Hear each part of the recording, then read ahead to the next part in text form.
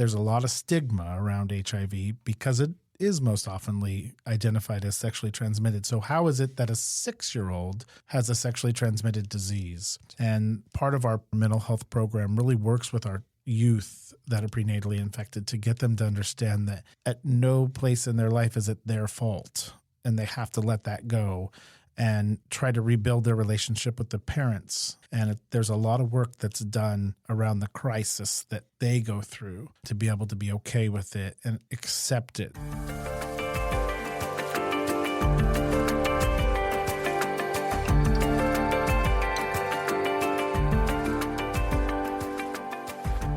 Welcome to the Nonprofit Podcast Network. Our purpose and passion is to highlight a nonprofit organization in each episode, giving that organization an opportunity to tell their story in their words to better inform and educate the respective communities they serve, as well as provide one more tool for them to share their message to constituents and donors. Hi, I'm Jeff Holden, Principal of Multipoint Content Strategies and Hear Me Now Studio. We provide this forum pro bono to help build stronger communities through shared voices and to both encourage and support the growth of local nonprofit organizations through podcasting. There's a common misperception that human immunodeficiency virus, or HIV, and its more deadly companion, acquired immunodeficiency syndrome, or AIDS, is no longer an issue for the U.S. While, as an epidemic, that's certainly true, and I'm sure we all agree a blessing, but the disease is alive and well. And yes, there are now treatments that can be had allowing those infected a very normal lifestyle compared to the medical cocktails required years ago. In this episode of the Nonprofit Podcast Series, you'll hear from Jake Bradley-Rowe, Executive Director of Sunburst Projects, and Michael Gentis, Senior Medical Case Manager, on why there's still a need in our communities for both awareness and support of those with HIV or AIDS. As you'll hear in our discussion, it's not so much about the adults who are currently being treated, but more importantly, those who don't know they're infected, and most significantly, the children being born to those unaware they're infected. Jake, Michael, welcome. Thank you for having us. Yes, thank you. Happy to have you here. So I think what comes to mind for many of us when we hear HIV or AIDS is, isn't that over? I mean, haven't we gotten over that hurdle already?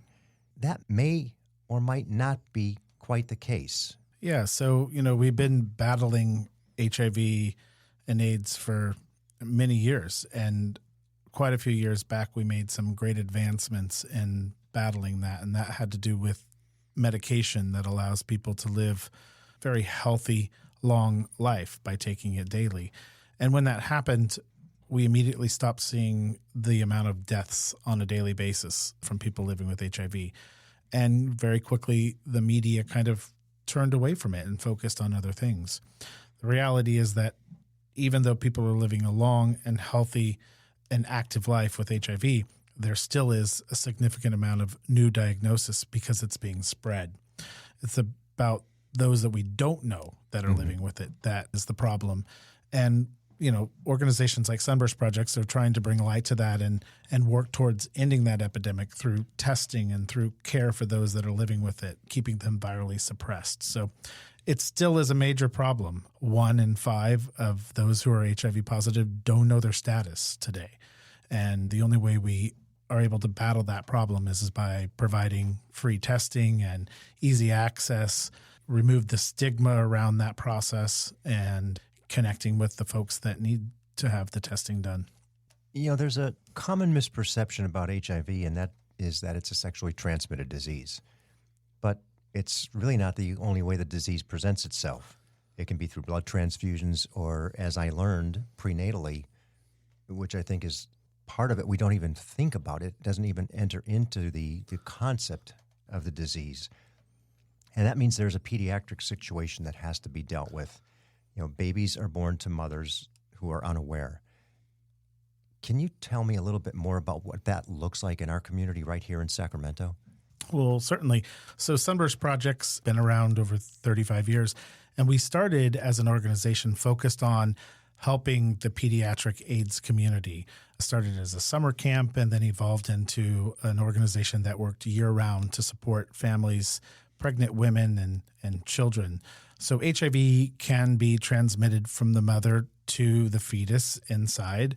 And over the years, we've discovered that through viral suppression, getting moms to take their medication to establish what we call undetectable, which means the amount of HIV in the body is so low that the HIV that's in the body is not transmitted from the mother to the fetus. In that process, we work with the mothers to explain to them why the medication is so important, and we get them immediately in their prenatal care to going to the doctors and understanding that, working with the doctors in the hospital. We don't even think about the idea that sharing your diagnosis with your family is a huge part of living with HIV. And so often when mothers discover that they're HIV positive, they don't have the time in their pregnancy to express that to the rest of their family. So we work with the hospitals in the delivery room to not have the red flag of an AIDS ribbon posted on the door so they know that this is an HIV positive mother. But for many years, we worked to educate the community, the hospitals, and our delivery doctors about the importance of this and how to deliver, and teaching moms not to breastfeed because HIV can be transmitted through breast milk, and giving them the education and being there as a support service for them through their pregnancy. And now we are lucky to say that in Sacramento County, it's been 16, almost 17 years since our last prenatally infected baby was born. Oh, that's fantastic. Yeah, and that individual is still a client of Sunburst today. We're very proud of that. We see that has been our opportunity to take one portion of the HIV community and the spread of HIV and ultimately create a positive and kind of accomplish that. And now we keep maintaining that, and we still work with moms. Specifically, in the last few years, we've been focused on unhoused mothers who are diagnosed. It's hard with that community to get them in very early in their pregnancy into prenatal care. Often it doesn't happen until organizations like Sacramento Street Medicine or the county's Wellness Without Walls program, who works in the encampments, finds pregnant women, connects them to medical care. But once they do, we connect with them, we get in and we work with them to educate. It's often the education piece that they just don't know about. So the prenatally infected piece is still a problem. It still is happening, but within Sacramento County, because organizations like Sunburst Projects, it's less of an issue than it was back in the 80s and into the 90s. So we mentioned transfusion. There were a lot of changes in who could donate blood back in the 90s. Men who have sex with men, for instance, are not allowed to donate blood because they wanted to remove that because there was so much HIV that was spread through blood banks and then was given in transfusion. So they've kind of started really to deal with that and got that under wraps as well. We also have transmission through needle use, so IV drug users. There's a lot of transmission that we've seen happen to that. And we're really lucky in California that needle exchanges where we provide clean, safe needles to users is allowed. There are many places in our country that it's still very much frowned upon. It's illegal, matter of fact. But here in Sacramento County, we have a couple organizations that provide services to the HIV community and also provide clean needles. One of our sister organizations, Harm Reduction Services, I believe gave out 2.5 million needles in 2022, where they gave clean needles in return for used needles. And we can see that by just providing a harm reduction approach, where we provide these clean needles, we're seeing less spread of HIV. It's a different way to look at it, but it's certainly a positive approach that we're seeing more and more counties, cities, organizations taking on, and it certainly is helping. You know, I think maybe to take a step back, because we jumped right into, HIV and transmission and some of the considerations of where we are today. What does the organization do for somebody who's infected with HIV? What is it that you actually provide? Sure. Well, we provide an array of services that first start around embracing our client as a positive individual who's living with HIV. Our core service is called medical case management, and we really have a couple key goals to that service, and that is to keep the client retained in medical care. So they will take their medication and be virally suppressed. And then the other piece of it is to remove the barriers to those two pieces by providing social services. So we pay rent or utility assistance. We have food vouchers. We provide medical transportation so our clients can always have access to getting to their medical appointments. We provide mental health services. We have a full mental health clinic that has individual, couple, family counseling with licensed clinicians, as well as group therapies that often have different subjects or subsets of cultures or communities within our clientele, women's groups versus men's groups that meet on a weekly basis. In addition to that, we have our education, outreach, and prevention program. So looking at those who are undiagnosed, trying to diagnose more people so that 1 in 5 individual that doesn't know their status will know their status and then get into care where they're taking medication to suppress their viral suppression. So all of those things come together to kind of create the programs at Sunburst Projects. Now I'm going to shift over to Michael just for a second because we were talking about pediatrics and pre-recording. Michael, you had mentioned something about a board on the wall with pictures of children. Can you share that with me? So when I first came to Sunburst, I knew that they worked with families and children, but I had no idea that they kept a collage of these huge pictures of all the children through the years at camp. And it takes your breath away because you don't realize just how many families were affected. And many of these children are no longer here. The other day I had run into one of the founding doctors here in Sacramento with the HIV/AIDS clinic called CARES, and he was telling me about the children, some of the medications they had to give them back in the early days and how hard it was on them, and a lot of them didn't make it because of it. Mm-hmm. So when you see the pictures, it really puts you in awe because it's like a hidden thing that happened in Sacramento that they're not aware of. We still have some teenagers, and I think the hardest thing for me around teenagers is that they have HIV and they're on medication and they get to the age of dating. They have to tell that person what they have. Can you imagine?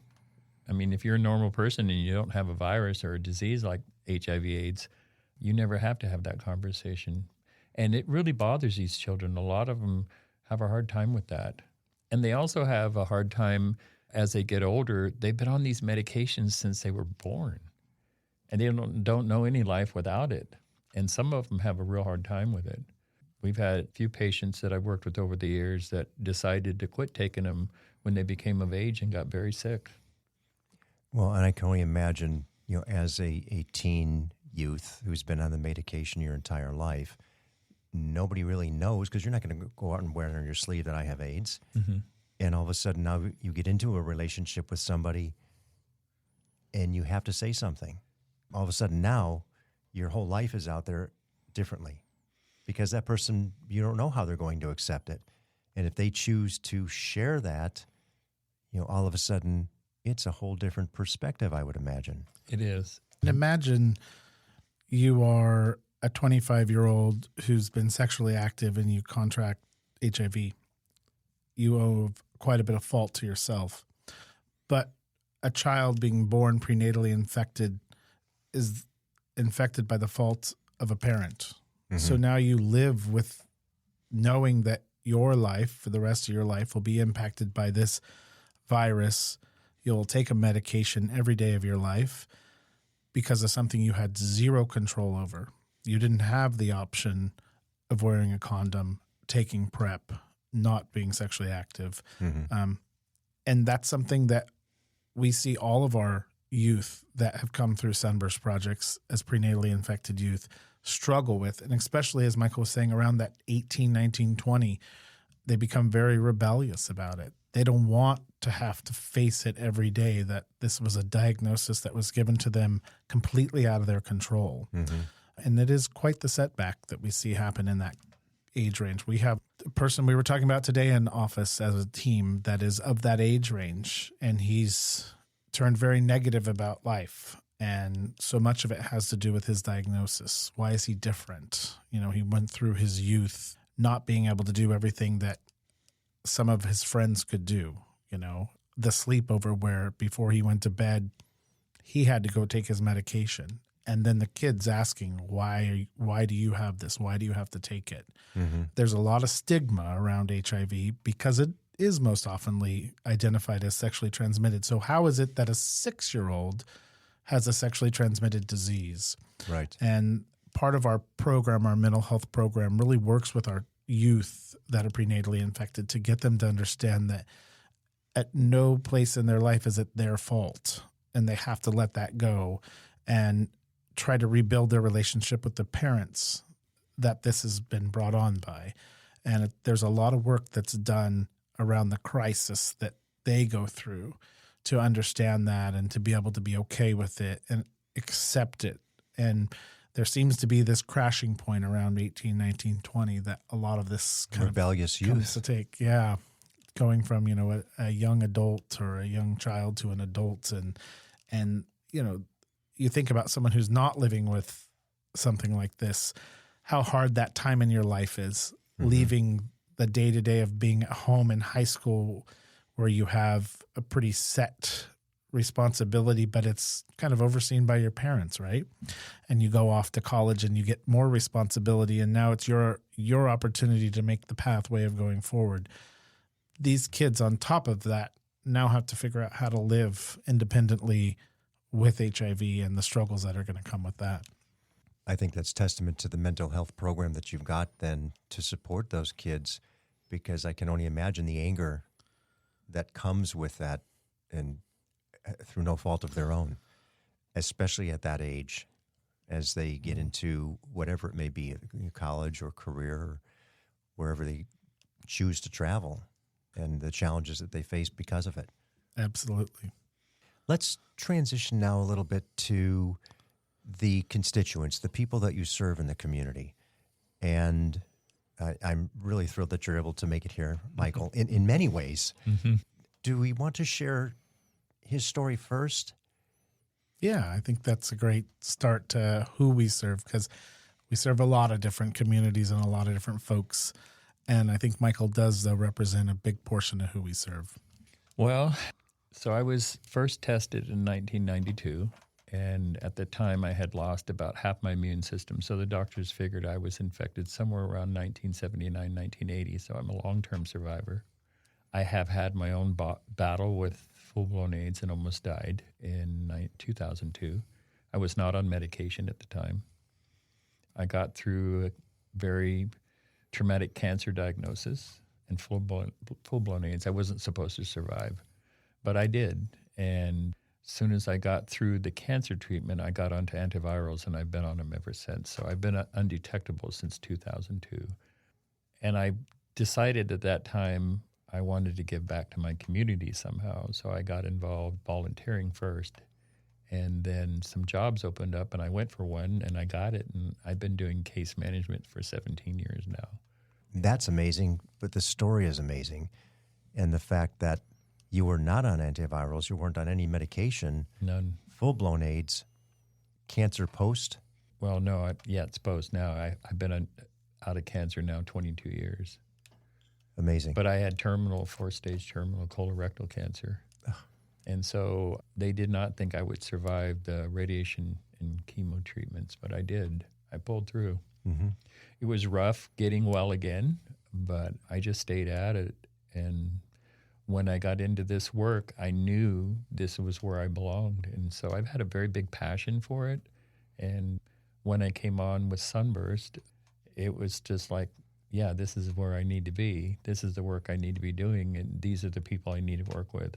And a lot of the clients I work with are older. I do have some young ones, but I know all of them, and it's been really a blessing to work there. And it's hard for people to understand when you're living with a virus, a disease you got to keep in check, and then when you're on disability, you don't get that much to take care of yourself. So Sunburst really steps up and helps with food and getting to appointments. And I drive my patients a lot to their appointments, and I go in with the doctor. The doctors know me here in Sacramento, so I make sure they're getting the care they need. That just the miracle of modern medicine and its beneficiaries it's amazing. It really is, yeah. So we have now an advocate, who's actually employed, by the organization. Talk to us a little bit more about the broader community that does get served. Yeah. Well, first I want to just say that Michael is an angel that we get to have every day, to be able to have someone living with the virus. And matter of fact, Michael's not the only person. We have 8 people total at Sunburst Projects out of our 20 staff members who are HIV positive. It was something that when I went to Sunburst in 2020 and took over as executive director, I felt very much was an important part of making our team, was to have people who had lived experiences that the clients could identify with, that they could sit on the other side of the table or on the opposite side of the room from them and be able to empathize with what the client was going through. So that's a very important piece of who we are as an organization. So you said 7 of 20? 8 of 20. That's an amazing number in terms of percentages too. And it's something that everybody's aware of, meaning the people who are positive, because you can't just stop. You don't all of a sudden stop your medicine. Absolutely. You are, for the rest of your life, positive and working and able to keep up with the people who are coming in because you're current with it. You understand everything. 3 of our employees used to be clients of Sunburst. We're able to work through their journey and get healthy enough that they were able to return to the workforce. And it's such a privilege to be able to have them as part of our team. They know the process, they know the programs, and so often they'll connect with clients in a way that those who aren't HIV positive can't. We can all try to have sympathy and understand, but when you've been there, when you've done it, like Michael living through his diagnosis of cancer and being HIV positive is something that he can completely relate to someone who has recently been diagnosed. I think it's something that makes us unique. I don't know any other organization that has that percentage, and it's one of the things I think that have made us so successful. And our other employees that are. So, they're spread across our administrative team, across our case management team, and across the mental health team and our prevention team. So I think that as we continue to grow, we will always look to be able to provide a job and an experience for someone who's living with. For me, that's the ultimate goal in our organization, is to say that we could take someone who needed our services and put them back into society and provide them a job where they can give back. Right. And we'll always return to that as much as we can. And can be productive as well, as opposed to feeling that they're actually giving. 100%. For me, Sunburst is about passion. It's about serving the community that needs our assistance, and we know that that need is still there. And I love knowing the fact that those of us that are passionate, who I think everyone is at Sunburst, but some people are able to take it a little further and not only have passion, but have the experience to apply to that. And that's what I think is like the icing on top of the cake for us, certainly as we provide services. And on the heel of that comment of services, communities best served, communities you do serve. Yeah, so we have an array of communities that we serve. First of all, our youngest client was just born last year. Although negative, we are still following them. But our youngest positive client is 17 years old, and we go all the way up into the folks that are living at 80 years of age. We have men and women and members of the transgendered community, people of color. We cross the gamut from folks that live geographically all over Sacramento County. Because of our funding, we do serve those that live at a certain level of the poverty level set by the federal government. So income is a requirement for our program because of our funding, and you must be HIV positive. But within that, we served in 2022 about 350 clients. And then of that, there's about 125 that receive mental health services from us. All of our services are free of charge. We never charge a fee for any of them. We do not bill insurance. We're 100% funded through grants, private donations and fundraising efforts. One question I want to ask, but I want to comment first. So I hear 350, and I think, well, that's really not too many people, until I stop and think about that's 350 geometrically potential to infect.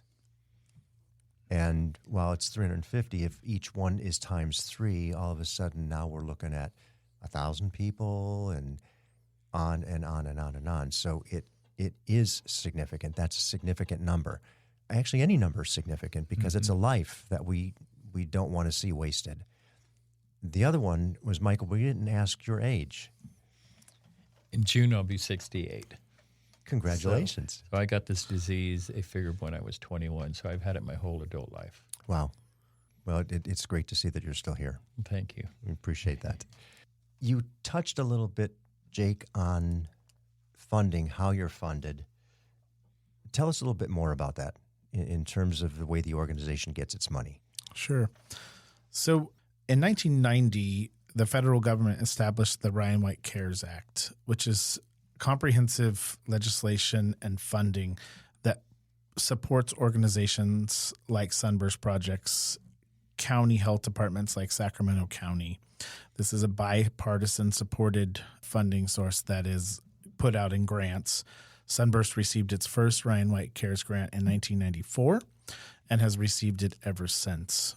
This is the majority of our funding comes through Ryan White for our HIV positive clients that we serve.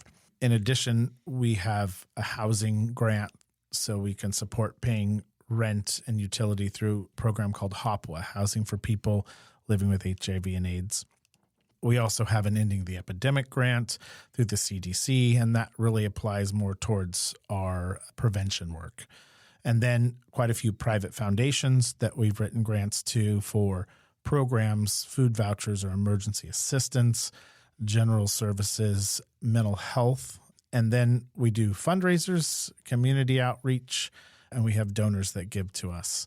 When I came to Sunburst in 2020, the organization was fairly small. We've seen some significant growth in the last few years, not only in the number we serve, but also in our budget. So we're congrats on both, because it's critical, we know. Yeah. And part of that was looking at where the opportunities to serve were. So we didn't have a free HIV testing clinic until last year. We wrote a grant and received funding to start that. It was really important because in Sacramento, there was no free walk-in confidential testing service in the Arden Arcade area where we're located at. So we're trying to provide a service to an area that didn't have that opportunity. The other thing I think that's really important about Sunburst is that we are a very nondescript building.